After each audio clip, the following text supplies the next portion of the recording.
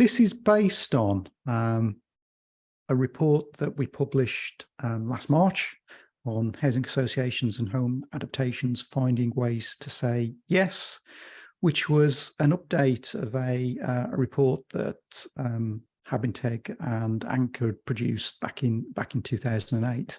So it was written by Sheila McIntosh and Rachel Frondigan, and you'll hear from Rachel a little bit later about how they've been applying some of this in Lichfield. And it's quite a detailed report, so I'm not going to go through it in any great detail, or most of it in any great detail today. There was a webinar back last spring that had all the details in, if you want to revisit that. But I think kind of the thing that's was of interest to most people and has started to develop and gather some pace is around landlord applications. And I think kind of part of the reason for that is that when you look at the way that adaptations are done with kind of tenants and social landlords, this is a kind of diagram from that report. And I think it just shows that it's blooming complicated, that there's lots of different people involved, lots of different stages of the process, and it becomes quite difficult. And I think most people that are involved with delivering DFGs and adaptations, certainly we did a survey as part of this report, found quite a lot of issues and problems with getting adaptations done in social rented homes. And I think kind of what that quite often leads to is that the tenant becomes kind of the piggy in the middle, in between the housing association, who's the tenant, and the local authority whose duty is to provide the grant. Somewhere in the middle, the tenant sometimes gets lost and doesn't get the support that they need because of difficulties between the two organisations. So I mentioned that there was a survey that was done, and that this is kind of what housing associations said about delivering adaptations in their own stock. So they said that they had usually limited budgets, and there was in most of the housing associations fed back, there was one person that was responsible for aids and adaptations. About 10% of associations had their own OTs, and about a quarter had some level of trusted assessors. But they were often dealing with numerous local authorities, in some cases 100 or more, which meant they had different paperwork, different funding requirements or contributions, and the way the payments were made differed across kind of those 100 or so in some cases. In terms of contractors, many authorities wanted 3 quotes, even if the association had its own in-house contractors they could use. And one of the big things that they said was that DFG installations do not always fit with their own specifications. So different taps, different basins, different showers are fitted, different to the ones that are fitted in the rest of the stock, which then made it more difficult for them to repair and maintain them. They said that warranties and maintenance arrangements varied, kind of particularly with lifts and hoists, and that they didn't always know when the work had been completed. I think this possibly in some ways an issue with asset registers not particularly being set up to record adaptations particularly well, but it kind of ended up that that there wasn't usually a great deal of detail from the housing association end on adaptations that had been fitted in their properties. And then also surveyed local authorities, and they found that they work with numerous housing associations, and that each had different policies on what they would or wouldn't do within their own stock. Again, there's kind of issues with the amount that associations would contribute to adaptations, and there were fewer partnership arrangements in place, and kind of the level of contribution from housing associations tended to be falling. Most local authorities did want housing associations to contribute to the costs of DFGs and to making sure they take care of their tenants and putting adaptations on their operational agendas. But it was almost exclusively the tenant that would make the DFG application. and 2/3 of local authority staff said there was usually delays in getting the landlord's consent for that work to happen, and that happened a lot. Communication being a major issue, close relationships with some associations, but less so with others, usually require quite a lot of chasing. Concerns about adaptations being refused as a kind of a blanket policy, especially in general needs properties where perhaps it needed a share adaptation on the first floor, and tenants being asked to move rather than the permission being given for the adaptation. And there are also concerns about adaptations being removed at change of tenancy. So as soon as the current disabled tenant moved, then quite often those adaptations were ripped out and the property was no longer as accessible as it was previously.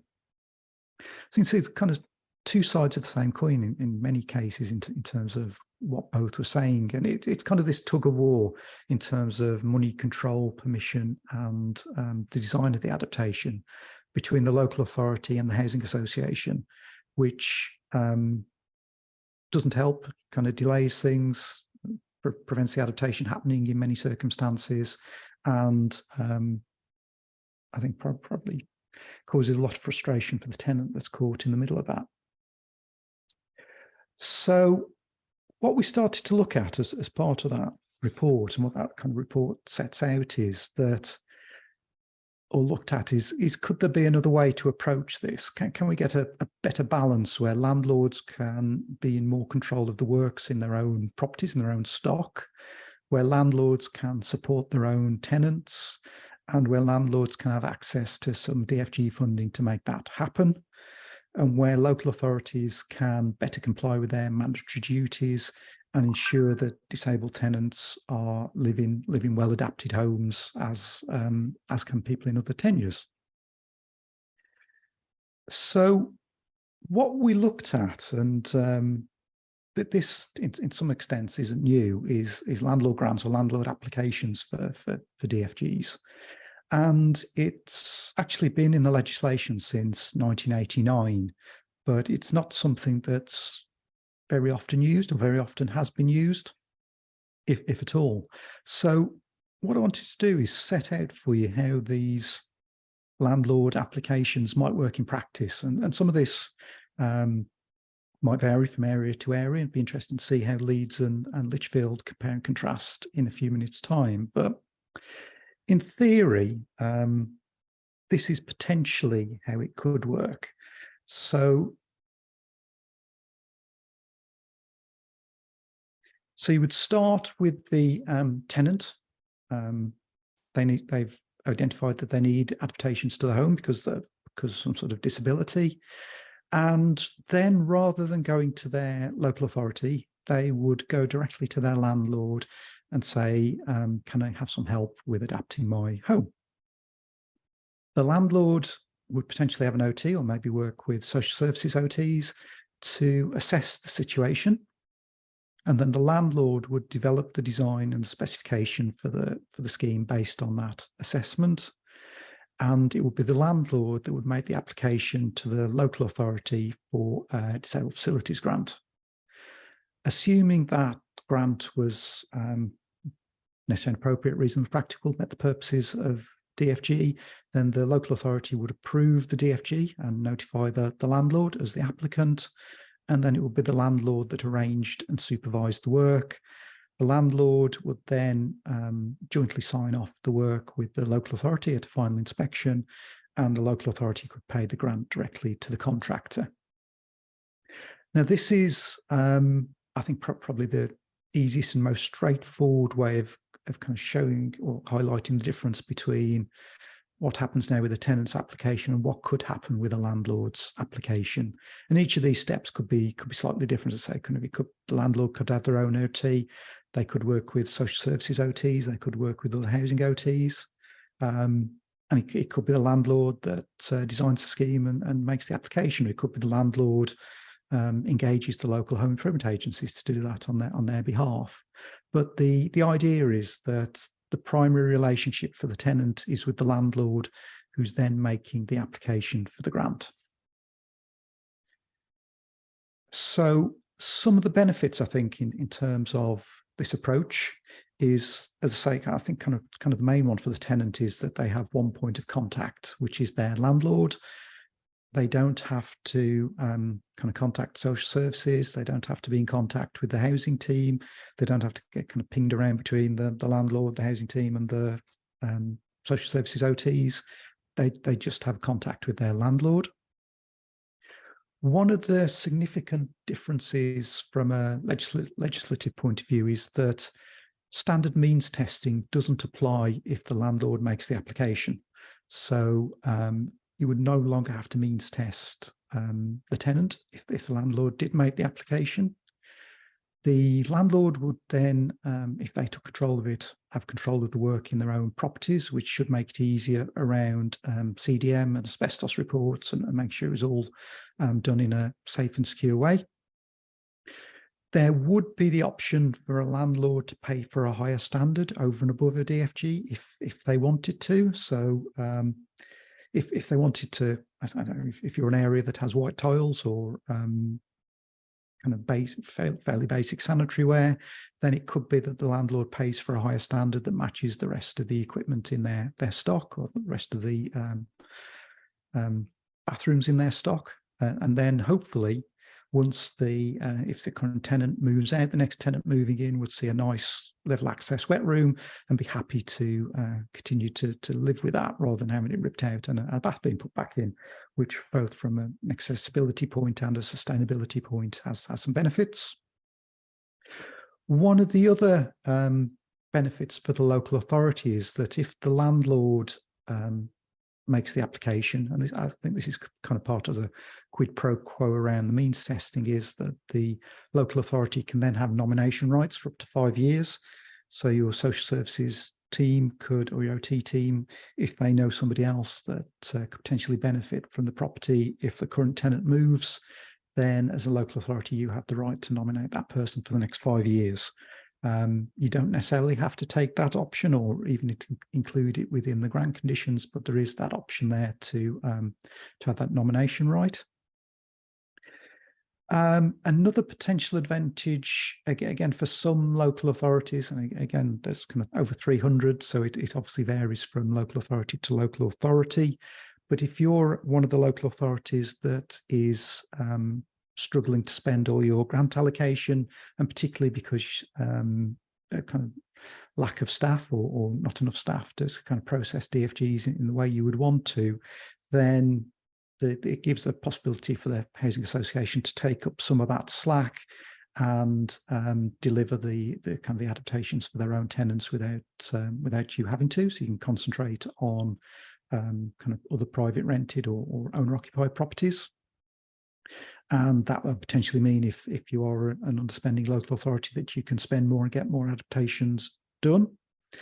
And I think kind of one of the key things around this, as I said at the start, is it's already allowed for in the legislation. So it's been in there since 1989. You don't need to agree a new policy to do it. You don't need to set up lots of new details. We've got a sample grant application form for a landlord application on the Foundation's website to give you a starter. So it is something that you could talk to your local housing associations about delivering from tomorrow. One of the kind of questions I get asked, or one of the things I get kind of thrown at me time to time when I talk about this, is about DFG being available to all tenures, and kind of people sometimes say to me, well, that's not tenure neutral if you're not means testing housing association tenants. But I think if you look at the rest of the DFG legislation and regulations, while it might apply to all tenures, it's by no means tenure neutral in the way it's applied. So the means test is different depending on whether you're a tenant or an owner-occupier already. Land charges only apply to owner-occupiers. They don't apply to tenants or other occupiers. Grant condition periods are different between different tenures. And if you look at other social housing adaptations, so kind of council housing or tenants in council housing, the funding comes from a different route, and most local authorities don't means test their own tenants either, because there's very few would then have any contribution to make. So I don't think that that's necessarily a valid argument in terms of why not doing this, because I say that there's lots of other examples of where DFG isn't tenure neutral, and I think as somebody's put in the chat, that the vast majority of people living in social housing are on a low income, and so wouldn't be affected by the means test in any case.